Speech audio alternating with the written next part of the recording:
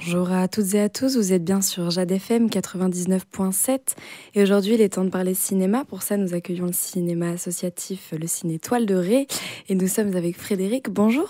Bonjour. Alors, quoi de prévu au programme cette semaine? Alors, cette semaine, pour ce qui est des sorties, notamment une sortie nationale, on a le film On ira, qui est une comédie dramatique française de Enya Barou avec Hélène Vincent, Pierre Lotin et David Ayala.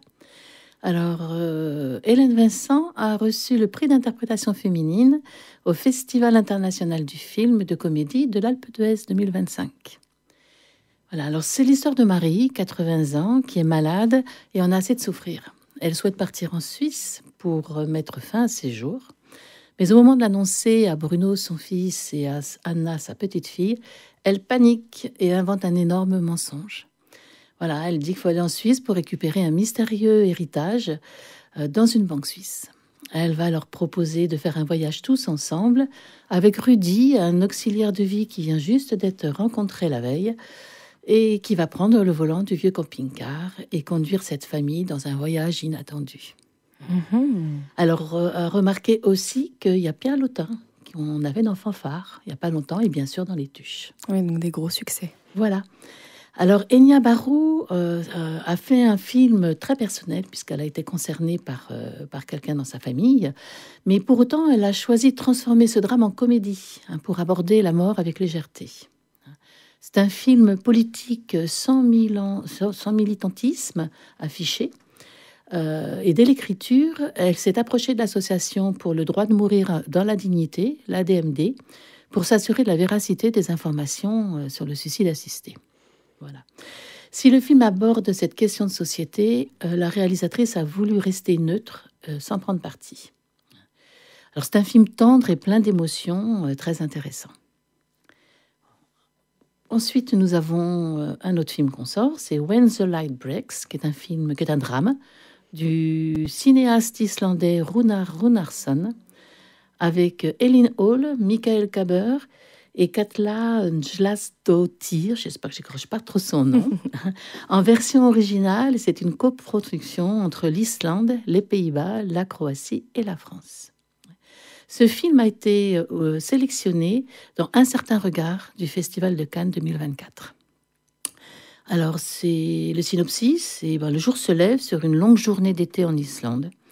Et d'un coucher de soleil à l'autre, Una, une jeune étudiante en art, va rencontrer l'amour, l'amitié, le chagrin et la beauté. En effet, Didi va mourir à l'aube. Moi, c'est pas du spoiling puisqu'on l'a dans la bande-annonce. Et l'événement intervient dans les toutes premières minutes du film. Alors, le réalisateur signe un drame introspectif, un film merveilleux et délicat sur l'adolescence, la confrontation avec le deuil, sur le passage à l'adulte, et c'est plein d'émotions. C'est un peu une découverte du coup de ce temps-là d'adolescent. Exact, enfin de ce passage, de ce passage à l'adolescence, à cause oui. du deuil en fait. Ok. Et c'est un très beau film qui se passe en Islande. Voilà. Très bien. Nous avons ensuite A Real Pen de Jesse Eisenberg. C'est sa deuxième réalisation après When You Finish Saving the World. C'est un film en VO avec Jesse Eisenberg, Kieran Culkin et Will Sharp. C'est une comédie dramatique américano-polonaise. Ce film a été primé aux BAFTA Awards, meilleur scénario, et meilleur acteur dans un second rôle pour Kieran Culkin. Et aux Oscars, ils n'ont rien eu. Voilà. C'est l'histoire de deux cousins au caractère diamétralement opposé, David et Benji, qui se retrouvent à l'occasion d'un voyage en Pologne afin d'honorer la mémoire de leur grand-mère. Leur odyssée va prendre une tournure inattendue lorsque les vieilles tensions de ce duo improbable vont refaire surface avec en toile de fond l'histoire de la famille. Alors, en effet, d'où vient l'idée de ce film ? Ça vient d'un voyage en Pologne que Jesse et sa Eisenberg a fait avec son épouse, qui l'a conduit à la maison de sa tante Doris, Donc c'est vraiment à partir d'une histoire familiale, dans le petit village de Kranisko, où elle avait vécu avant que toute la famille soit déplacée lors de l'Holocauste. Et l'acteur est arrivé à se poser ces questions. Et si la guerre n'avait pas eu lieu, où est-ce que je serais? Est-ce que je vivrais ici? À quoi ressemblerait ma vie? Voilà. 20 ans plus tard, il se retrouve dans cette maison pour y faire un film. Donc ça a été tourné dans la vraie maison? Alors ça a été tourné en partie dans la vraie maison, ça a été tourné dans de vrais décors en Pologne, et notamment dans le camp de concentration de Majdanek, pour lequel ils ont réussi à obtenir des droits de filmer, ce qui est bien la première fois. Pour autant, c'est un film contemporain, c'est le Majdanek d'aujourd'hui qui est filmé. Voilà, c'est un film drôle, malin, touchant, avec les membres un peu barrés de cette expédition, il faut quand même le dire, qui vont traiter des sujets sur les troubles, les doutes et bien évidemment la question de la mémoire. C'est un film de potes, c'est un road movie, qui échappe à tout classement, tellement la liberté de parole de l'auteur est forte. C'est un étonnant cocktail de drame et de comédie, avec des moments vraiment poignants et d'autres vraiment très drôles. Un bon mélange, donc. Voilà. Ensuite, nous avons Cronos de Guillermo del Toro. C'est un film d'épouvante et d'horreur, avec Federico Lupi, Ron Perlman et Claudio Brock. C'est un film en version originale, interdit aux moins de 12 ans. À noter que Cronos est le premier film de Guillermo del Toro. Il a été tourné en 1993 et on assiste à sa sortie en France après une restauration. C'est pour ça que dans le programme, il y a marqué classique. Et oui, j'allais poser la question justement, c'était une question, pourquoi classique? Voilà, parce qu'on a la réponse. C'est un classique maintenant, et c'est un petit bijou qui montrait déjà tout le talent du futur réalisateur de L'échine du diable, Le labyrinthe de Pan et La forme de l'eau, qui a reçu 2 Oscars d'ailleurs. Voilà, alors de quoi ça parle? En 1536, un alchimiste de Veracruz dont on trouve le secret de la vie éternelle avant de mourir accidentellement en 1937. Son invention fabuleuse, une boîte mystérieuse en forme de scarabée d'or, est retrouvée par un vieil antiquaire. Elle lui injecte un puissant venin qui lui redonne force et jeunesse, mais malheureusement aussi qui le rend dépendant du sang humain. Voilà. Alors, c'est un film classé épouvante-horreur car on y trouve un vampire. Mais comme plus tard, dans La forme de l'eau, la créature fantastique n'est pas le méchant de l'histoire. Donc, à voir. Et comme d'habitude, Chrono comporte des thèmes chers à Guillermo del Toro. L'alchimie, l'univers fantastique, la quête d'immortalité, les insectes. Et il revisite le mythe du vampire, mais de manière originale. Les insectes, j'entends. Oui, il est toujours très, très, très, très attiré par la notion d'insecte dans tous ses films. D'accord. Voilà. Donc, et d'ailleurs, la boîte magique a une forme de scarabée d'or. C'est vrai. Voilà. Alors, mais il n'y a pas que ça dans le film. C'est aussi l'histoire de la belle relation entre un grand-père devenu vampire malgré lui et de sa petite-fille, Aurora, qui veille avec lui avec affection.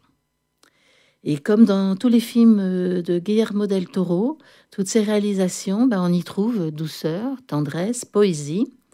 Et lui n'aurait pas classé le film dans film d'horreur, mais dans conte de fées. Oh voilà.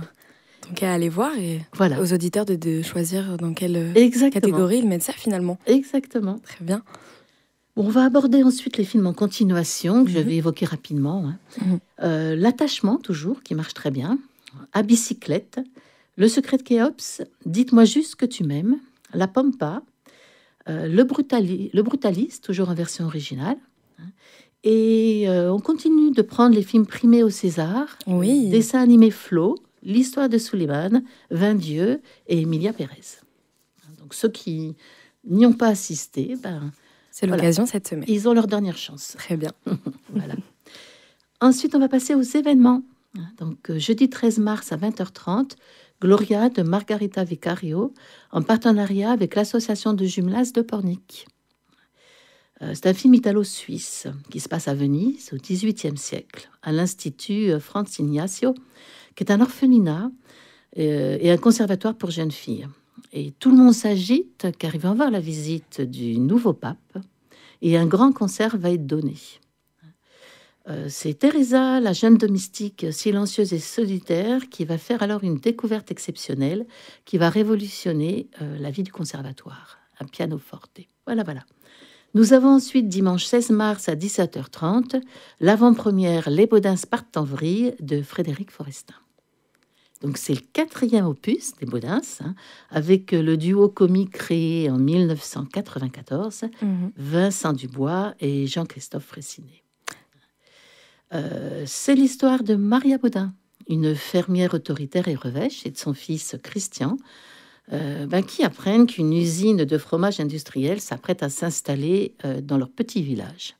Bon, bien évidemment, ça ne va pas leur faire plaisir, et ils sont prêts à tout pour défendre la fromagerie artisanale et ne reculeront devant rien pour faire capoter ce projet. Chantage, bastion et course-poursuite. Comme on les connaît. Voilà, comme on les connaît. Et sous l'humour de cette comédie transparaît un sujet sérieux, la désertification des villages de province et la fermeture de commerces locaux.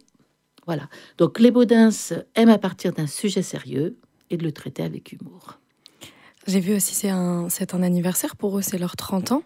Voilà. 30 ans, ça fait 30 ans que les Baudins existent. Tout à fait. En troisième événement, on a mardi 18 mars à 20h30 le festival du film de randonnée avec la présence d'une des équipes de réalisateurs d'un des films présentés. Oui, un film parce qu'il y en a plusieurs. Il y en a 5. Il y en a 5. Voilà, 5, c'est 5 aventures humaines, 2h30 de projection, plus un entracte.